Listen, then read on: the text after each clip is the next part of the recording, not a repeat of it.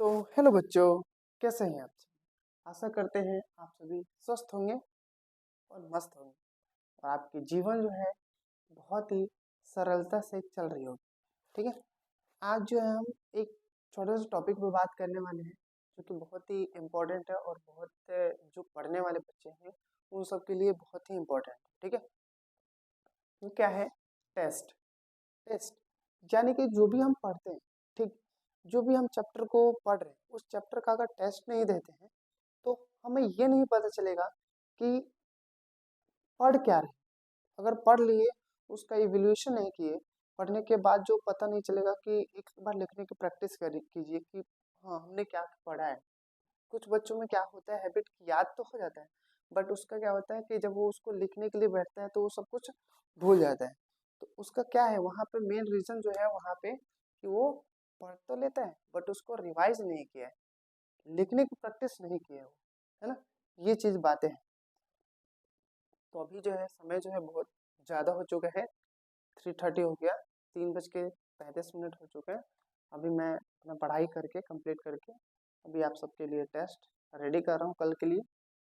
कल जो है आप सबका टेस्ट है, जितने भी बच्चे पढ़ते हैं, ठीक, 6 to 12 क्लास के जितने भी। देखिए, एक मेरे पास भी, मैं भी जब पढ़ता हूँ तो अपने लिए जो भी पढ़ता हूँ, ठीक है, उसका एक संडे को टेस्ट के लिए रेडी रहता हूँ कि हाँ मैं जो भी पढ़ा हूँ उसको एक टेस्ट दूंगा। तो एक चीज़ें हैं मैं आपको आपके साथ शेयर करने वाला हूँ। ये देखो, आपको तो थोड़ा सा ही टेस्ट देना होता है, मुझे इतने सारे टेस्ट देने होते हैं। ये देखिए, टेस्ट सीरीज है पूरा मेरे पास। टेस्ट 1, टेस्ट 2, टेस्ट 3, शायद आपको दिख रहा हो, अलग अलग चैप्टर वाइज है। ज्योग्राफी का अलग है, ज्योग्राफी 1, 2, 3, इस तरह से इसमें टेस्ट बने हुए हैं। चाहे मॉडर्न इंडिया का है, फिर ये पूरा रिवाइज टेस्ट है, फिर ज्योग्राफी का है, इंडियन मॉडर्न इंडिया है। इस तरह से मुझे जो पेपर जो है करीब 14-15 टेस्ट सीरीज है। टेस्ट देने से क्या होता है कि हम जो भी पढ़ते ना, वो एक तरह से पता चल जाता है कि हाँ हमने जितना भी पढ़ा है वो चीज़ हमारे माइंड में है या नहीं, रिकैप कर रहे हैं। क्योंकि एक चीज़ तो है कि चलो ठीक है हम पढ़ तो लेते हैं बहुत सारे, बट उसको क्या होता है कि रिवाइज नहीं करते।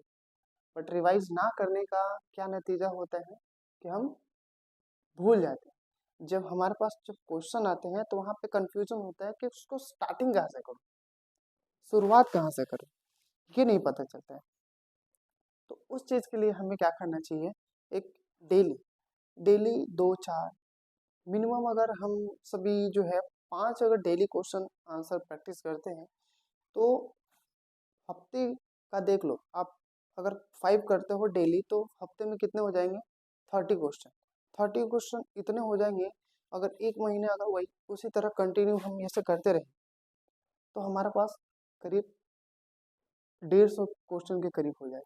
वो जो 150 क्वेश्चन ऐसा है नहीं कि जो एग्जाम में या जो चैप्टर पढ़ रहे हैं उससे रिलेटेड एग्जाम में आएंगे। एक होता है कि प्रीवियस ईयर पेपर होता है, उसको भी आप लेके कर सकते हैं, सॉल्व कर सकते हैं। वो भी बेस्ट होता है आप सबके लिए कि हाँ पिछले साल में जो भी 4 साल 5 साल के पेपर जो भी है उन सबको लेकर एक बार बैठकर सॉल्व कर लें। तो ये जो चीज़ें आपको पेपर जो बन रखे हैं इसमें, जो मैंने बना रखे हैं, ये भी उसी तरह से मैं निकाल कर ढूंढ कर इधर उधर से आप सबके लिए पेपर रेडी कर रहा हूँ, ताकि कल आप सभी बैठकर बैठने के पोजीशन, एक सेटिंग टाइमिंग जो होता है ना वो बहुत इंपॉर्टेंट है हम सबके लिए। सेटिंग टाइमिंग बहुत इंपॉर्टेंट है, हद से ज़्यादा। कि अगर हमें एग्जाम में कुछ करना है, एक बार जैसे कि अब मान लो कि पढ़ने की हैबिट है, हाँ पढ़ जा रहे, बट वहाँ पे क्या है कि जब एग्जाम के टाइम आएगा 3 घंटे आपको मिलेगा बैठने के लिए, तो वहाँ पे जो है 3 घंटे वो आप सस्टेन नहीं कर पाओगे, फ्रस्ट्रेट हो जाओगे, अरे ये क्वेश्चन नहीं आ रहा, ये क्वेश्चन नहीं आ रहा, अरे हाँ ठीक है ये क्वेश्चन आ रहा है। तो फिर जो भी आ रहा होगा ना उसमें थोड़ा सा ही लिख पाओगे, क्यों कि आप पहले जो क्वेश्चन नहीं आ रहा था उसकी वजह से आप टेंशन में आ चुके हैं, और जो भी आता था वो भी आप खराब कर देंगे पेपर। ठीक है।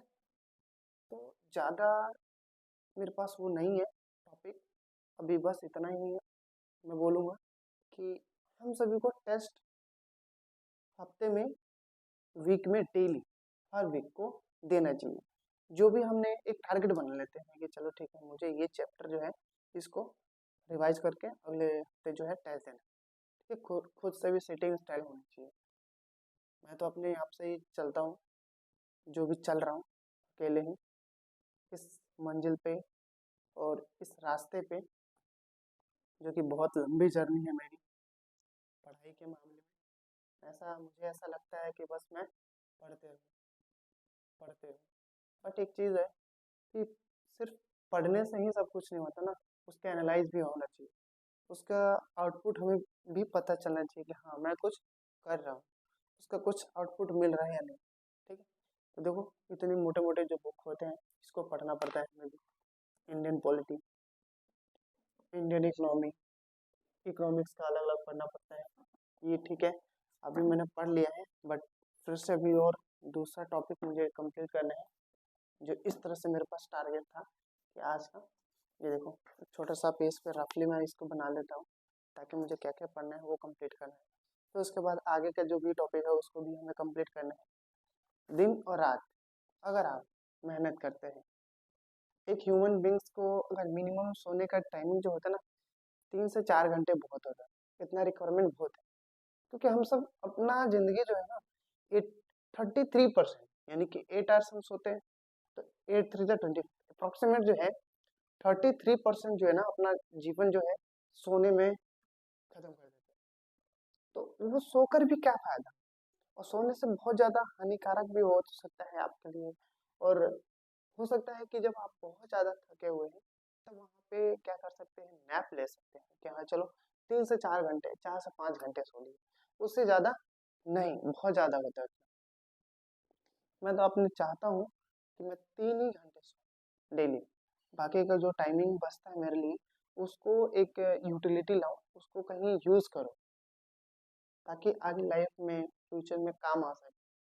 सोने से कुछ नहीं होता, जो सोया सो खोया जागा सो पाया, डायलॉग भी है, सोया सो खोया जागा सो पाया, ये डायलॉग। ठीक है, यहीं पे अपने शब्दों को विराम करता हूँ।